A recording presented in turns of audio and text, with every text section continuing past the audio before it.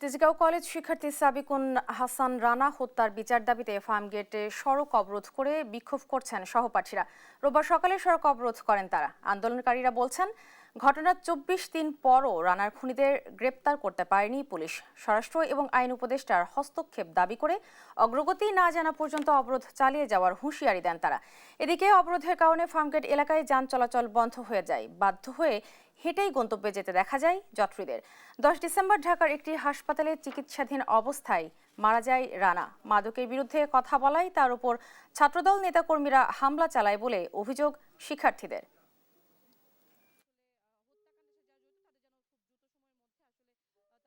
আমাদের বড় ভাই, আমাদের বন্ধুর হত্যার বিচারে আমরা এখন মাঠে নেমেছি। যদি আমাদের কোনো একটা আশ্বাস না দেওয়া হয়, তার পর্যন্ত আমরা আজকে রাস্তা ছাড়বো না। আমরা আমাদের ভাই সাকিব হত্যার বিচার চাই, এর জন্য আমরা আন্দোলনে নেমেছি। আর এই বিচার যদি না করা হয়, প্রতিদিন সকাল ৯টা থেকে ৫টা পর্যন্ত এভাবেই ফার্মগেট অবরুদ্ধ করা হবে।